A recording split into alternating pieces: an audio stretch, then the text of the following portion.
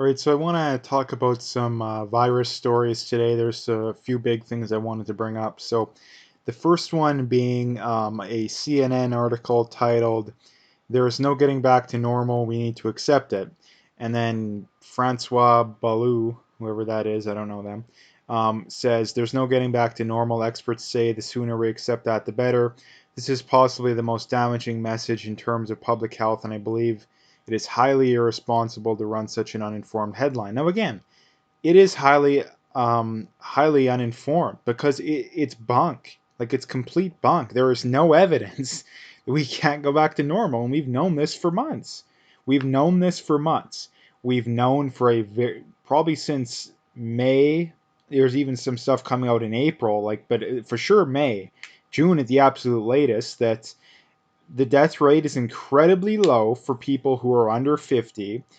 Um, and even for people that are over 50, like, if you have a very strong immune system, it's also very low for you. I mean, you look at Trump coming out of this. I mean, he's someone who's in his 70s, so he's in that age bracket where the death rate is the only one where it's over like 0.5%. I believe it's like 3-4%, but um nonetheless, I mean, he's overweight. I don't think he has like heart disease or any strokes or anything like that, but he is a little overweight. So if anyone's susceptible to it, you'd think it'd be someone like him. But he only had mild symptoms, right? He's already back to work at what, like 2-3 days. Like, again, it's the amount the overreaction to this whole situation. I don't think it's possible to overstate it.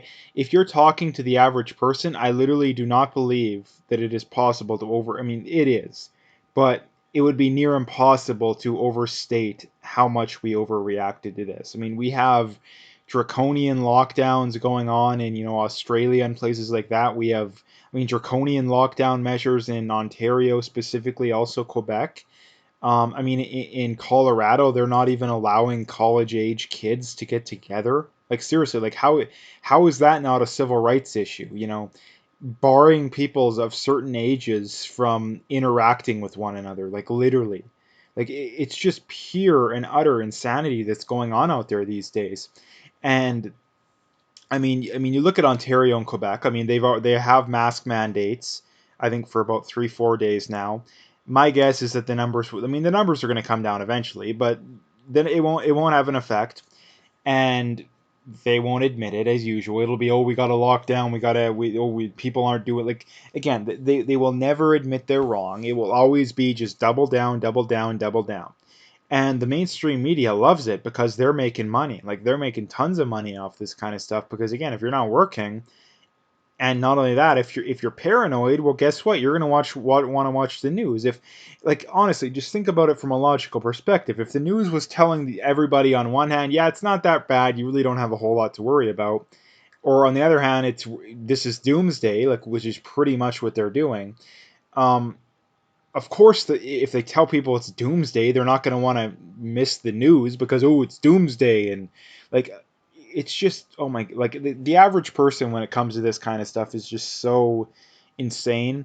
And again, like, this whole situation basically proved that, again, I will never again trust the concept of democracy, the concept of, oh, the majority believes this, the majority believes that. Never again, because the majority of people can be convinced of anything. Like, they can be convinced of anything. They can be convinced to completely shut down society, and when it's proven that it was complete bunk the whole time, they will still support it. They can be convinced of supporting a policy that every health official for decades and up until about May, June, all of a sudden they completely, contradict everything they've ever told us going back decades, but people just take their word for it, right? Like, the amount of people that just blindly go out wearing masks. Again, it's so insane. It's not even funny. Like, it's not even funny. The evidence has never existed. It doesn't exist that masks have a significant impact on the spread. It will only make a difference if you're already sick. And the whole concept of, oh, asymptomatic people, well, again, asymptomatic people are incredibly unlikely to spread it. We know that beyond a shadow of a doubt. The next thing to bring up, again, speaking of just craziness, this is from Randy Hillier. He says, one of the Few moments of honesty by our public health officials admitting 50% false positive rate on the testing, but let's spend billions more expanding our testing of asymptomatic people at our pharmacies. Doug Ford, what's a billion if it's for my re-election? Again, Doug Ford, honestly, I think he's taking a run at Justin Trudeau, at the worst politician in Canada right now. And I'm not even exaggerating on that. Like I'm really not. Like, Justin Trudeau is basically just chilling, trying to work as little as he possibly can. And when he does work, it's, give out a little bit more free stuff and then go take another month off, go take another 2, 3 weeks off. And then, once the public gets a little more restless, oh, let's announce some other free stuff. Or, I'll put out a public statement condemning, the fake systemic racism or some garbage like that. That's what Justin Trudeau's doing. But Doug Ford's on the news every day talking about, oh, we got to lock down. And if you want to have a livelihood, then you're a selfish a-hole. Like, again, it's such insanity. It's not even funny. Like, it's such insanity. And I mean, Ontario's in a world of hurt. I mean, I seen people, someone the other day posting about, oh, Ontario's economy is doing good. Well, no, it really isn't, because if you keep Doug Ford, I mean, I think Doug Ford's going to lose support. If he doesn't lose support, then either way, it's a bad thing, because if he loses support, you get someone like Wynn. I don't know, it might not be Wynn, but it's probably someone comparable to Wynn back in. They'll just do even more damage. And Doug Ford is about as fake of a conservative as you can possibly, come up with. So again, yeah, like 50% false positives. Like, at what point do we admit that this is complete bunk? Like, seriously, at what point? Like, what's it going to take? I don't get it. I mean, I know I'm kind of preaching to the choir here. The vast majority of people watching this already know this stuff, but um, I'm sure everybody watching knows people who are in the just mindless sheep, zombie-like people that literally, like, it could come out that 99% are false positives and the death rate is 100 times less than the flu, and yet these people would still be going around like this is doomsday. They'd still be wearing their mask in their car and all this absolute garbage that the government is telling us. Like, it's like, seriously, like, for anyone out there who still trusts the mainstream media and the quote unquote authorities on this, like, seriously, like, at what point are you not going to trust them anymore? Like, at what point will you not trust them? Because if they've gone this far already, I don't know how far they need to go before you don't trust them.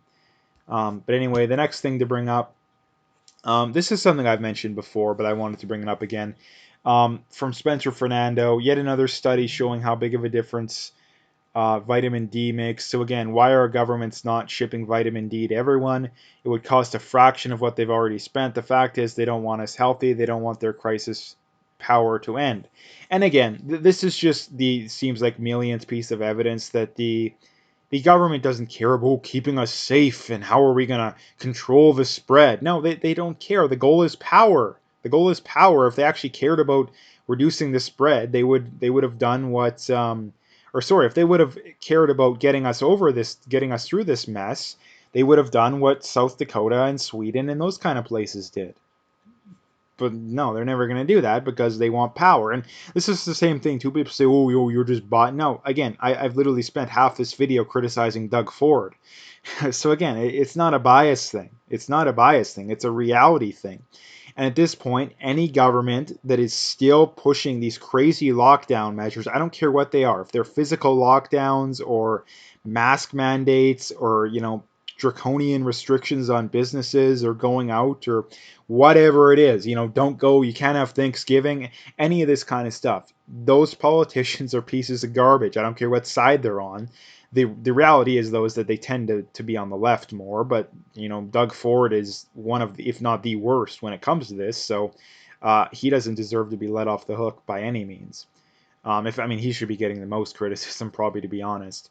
Um, but again, if the government actually cared about people's health and safety, one of the main things that they would be promoting is how can people boost their immune system, because we know that people that have strong immune systems will easily fight this off. I mean, they probably won't even have symptoms. If they do, it'll be like mild symptoms.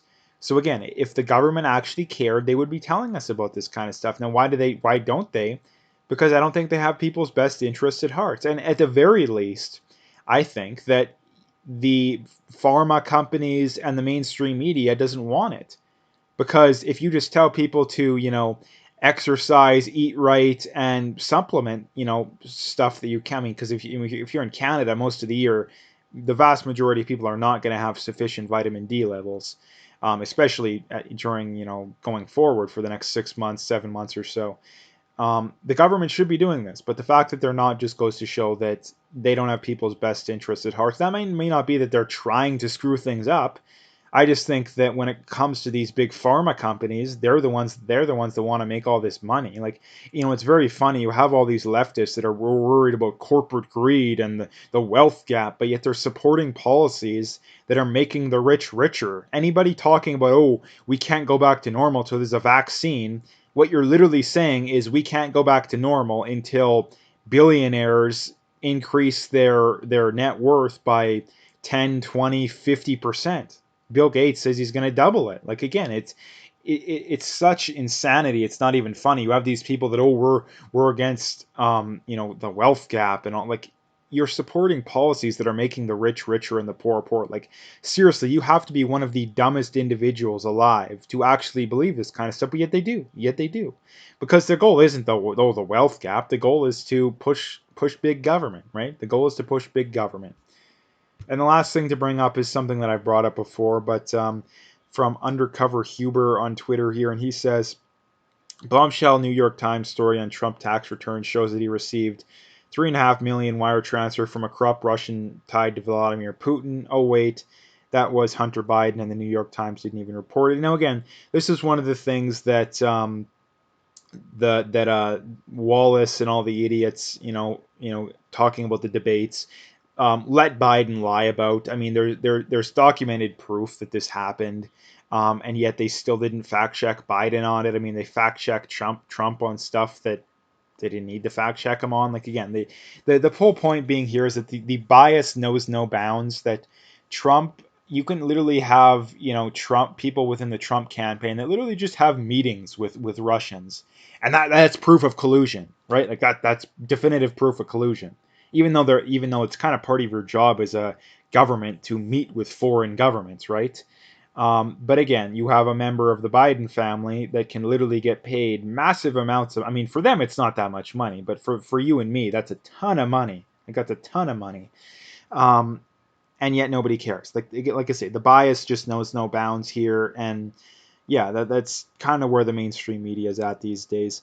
Um, Anyway, that's what I wanted to talk about today. So if you liked the video, make sure you hit that like and subscribe if you haven't already. Make sure you follow me on Twitter, especially. I really would appreciate that. Also, BitChute and Parler as backups to YouTube and Twitter. So you can find all those links in the description.